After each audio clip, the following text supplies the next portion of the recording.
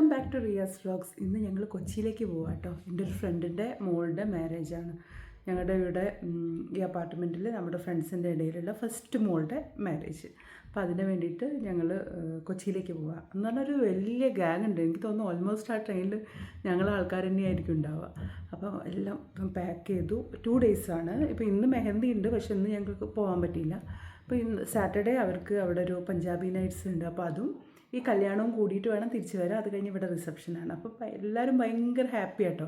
കാരണം ഞങ്ങൾ കുറേ വർഷങ്ങൾക്ക് മുന്നുള്ള പരിചയമാണ്. ഒരു 19-20 വർഷം മുന്നേയുള്ള പരിചയമാണ്. അപ്പം പിന്നെ ആദ്യത്തെ പെൺകുട്ടികളിലെ ആദ്യത്തെ കല്യാണമാണല്ലോ. അപ്പോൾ അതുകൊണ്ടൊന്ന് അടിച്ചു പൊളിക്കാൻ വിചാരിച്ചു. ഇവിടുന്ന് എല്ലാവരും കൂടി നല്ല ട്രെയിനിലെല്ലാവരും ബുക്ക് ചെയ്ത് ഒരുമിച്ച് പോകാമെന്നുള്ള ഒരു ഇതിലാണ്. സൂട്ട് കേസ് റെഡി ആയിട്ടോ. ഇപ്പം ഇത് മാത്രമേ ഉള്ളൂ. എന്താ വെച്ചാൽ 2 ഡേയ്സിൻ്റെ കാര്യമല്ലേ ഉള്ളൂ. പിന്നെ ഞങ്ങളൊരു ദിവസം അവിടെ കറങ്ങാനും പോകുന്നുണ്ട്. എന്തായാലും എൻ്റെ ബാഗ് റെഡി. ഹാഫ് ഡേ എടുക്കുള്ളൂ. നാട്ടിലേക്ക് നമ്മൾ കയറിയിട്ടുണ്ടെങ്കിൽ നാളെ ചെന്നൈയിൽ അല്ലെ അങ്ങനെയാണ്.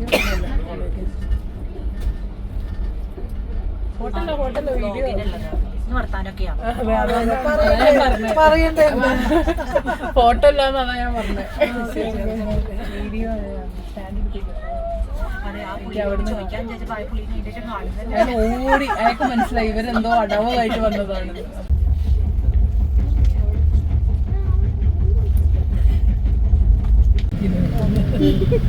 ക്യാമറ എപ്പ ക്യാമറ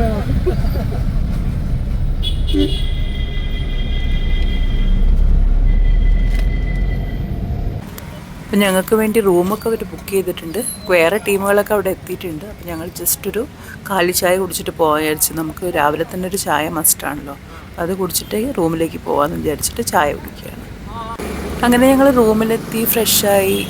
ഇനി നേരെ അവരുടെ വീട്ടിലേക്ക് പോവാണ്. അവരുടെ തൊട്ടടുത്ത് തന്നെയാണ് റൂം എടുത്തത്, വീട്ടിൻ്റെ തൊട്ടടുത്ത്. ഇതാണ് കേട്ടോ കല്യാണ പെണ്ണിൻ്റെ അച്ഛൻ. പുള്ളിക്ക് മുടന്തൊന്നുമില്ല. ഒരു ചെറിയ ആക്സിഡൻ്റ് ആയിട്ട് ഇപ്പം നടക്കാനുള്ള ചെറിയ ബുദ്ധിമുട്ടാണ്. ഇനിയാണ് കേട്ടോ നമ്മൾ കല്യാണ പെണ്ണിൻ്റെ അമ്മേനെ കാണുന്നത്. അപ്പോൾ അവൾ മെഹന്തി ഇട്ടതൊക്കെ കാണിക്കുകയാണ് ഞങ്ങളെ. ഇവിടെ നിങ്ങൾ കുറേ എൻ്റെ വീഡിയോയിൽ കണ്ടിട്ടുണ്ടാവും. കാരണം ഇവിടെ അധികം എൻ്റെ റീൽസിലൊക്കെ അധികം ഉണ്ടാവാറുണ്ട്. അപ്പം സൂപ്പറായിട്ട് അമ്മ തന്നെ ഇത്ര മെഹന്തി ഇട്ട്. അപ്പം പെണ്ണിൻ്റെ കാര്യം എന്തായിരിക്കും?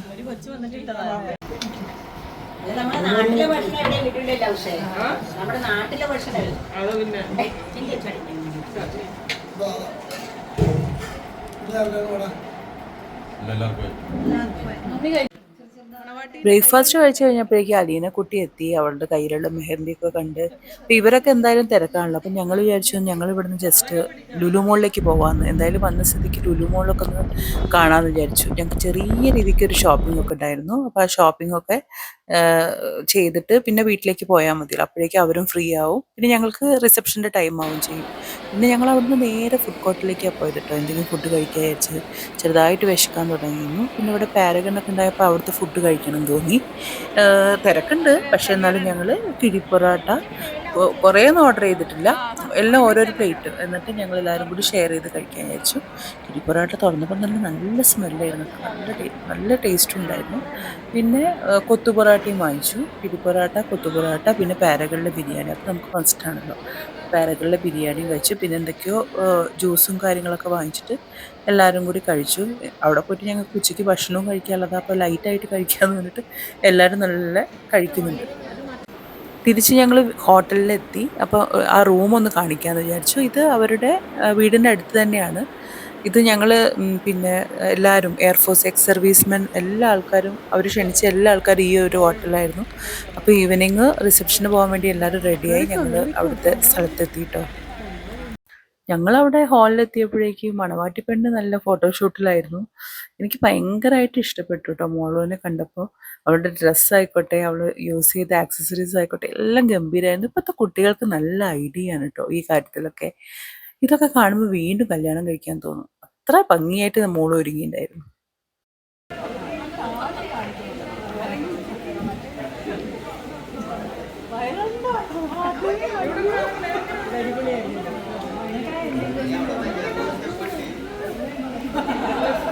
അതെ ലിൻഡ അതിൻ്റെ ആളാ.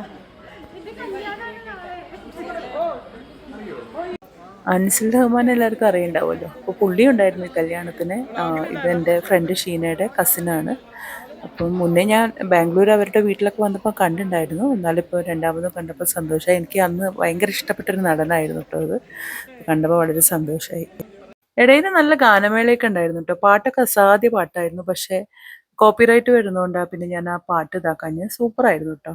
ഈ ക്യാമറമാനും പൊളിയായിരുന്നു. അയാളും നല്ല നല്ല സ്റ്റിൽസ് ഒക്കെ എടുത്തിട്ടുണ്ടായിരുന്നു. അപ്പോൾ എല്ലാം എല്ലാം കൊണ്ടും എല്ലാം സൂപ്പറായി. അതിൻ്റെ ഇടയിൽ ഫുഡ് കഴിച്ചു കേട്ടോ. നല്ല നെയ്ച്ചോറും ഇവിടെയൊക്കെ നെയ്ച്ചോറിൻ്റെ കൂടെ ദാൽ കറി ഉണ്ടാവും.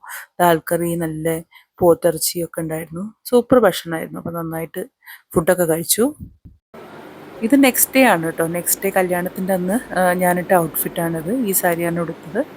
ഞങ്ങൾ എല്ലാം റെഡിയായി ഫോട്ടോ എടുക്കാനൊക്കെ തുടങ്ങി. കാരണം എല്ലാവരും സാരി കൊടുത്താൽ എന്തായാലും ഒരു ഫോട്ടോ എടുപ്പ് ഉണ്ടാവുമല്ലോ. അപ്പോൾ ബാക്കി ആണുങ്ങളൊക്കെ റെഡിയായി വരണം. അപ്പോൾ അതിനുവേണ്ടി ഞങ്ങളൊക്കെ റെഡിയായിട്ട് ഫോട്ടോ എടുക്കാൻ വേണ്ടി ഓടി വന്നതാണ്. ഇനി നേരെ ഓഡിറ്റോറിയത്തിലേക്ക് പോകണം.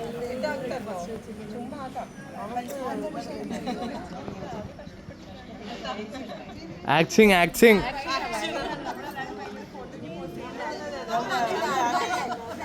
പോരാ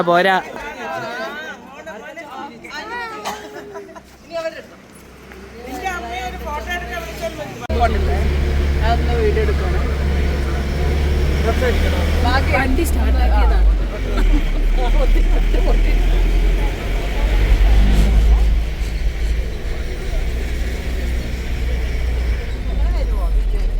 എല്ലാവരും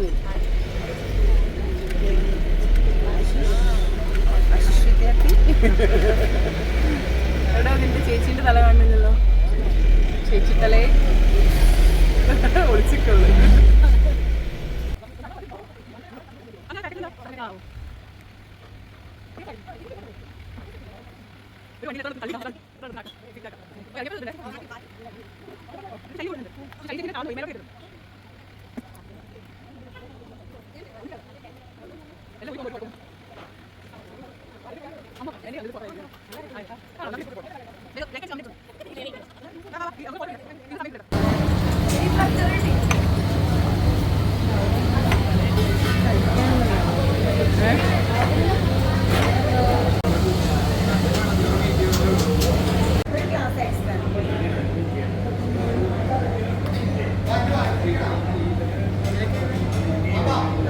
ഏത് ടീയാ നീ കഴിക്കും?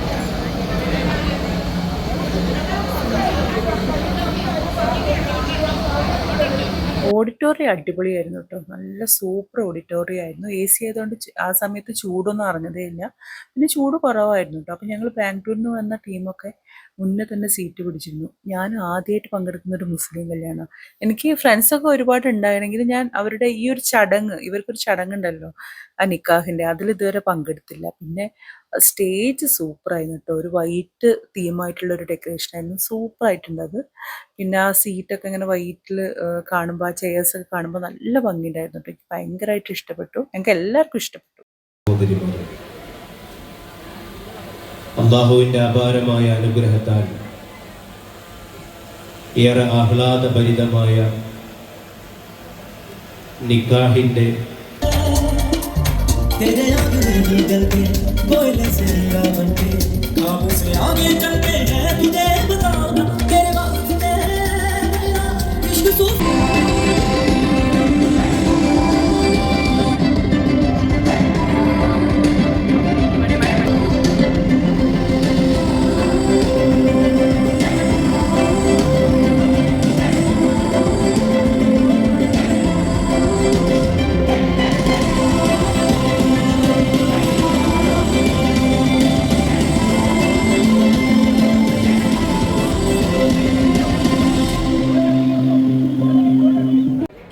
അങ്ങനെ ഫോട്ടോ ഒക്കെ എടുത്തതിന് ശേഷം ഞങ്ങൾ ഫുഡ് കഴിക്കാനായിട്ട് വന്നു. നല്ല തിരക്കായിരുന്നു.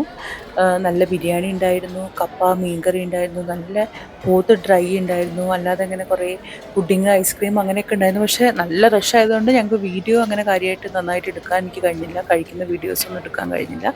അപ്പുറത്തെ സൈഡിൽ സദ്യ ഉണ്ടായിരുന്നു. പക്ഷേ ഞാൻ സദ്യ കഴിച്ചില്ല. ഞാൻ നോൺ വെജ് മാത്രമേ കഴിച്ചിട്ടുള്ളൂ. അപ്പോൾ ഈ വീഡിയോ ഇവിടെ അവസാനിക്കുന്നില്ല. വീണ്ടും കൊച്ചു വീഡിയോ ആയിട്ട് നമുക്ക് പിന്നെയും കാണാം. ബൈ.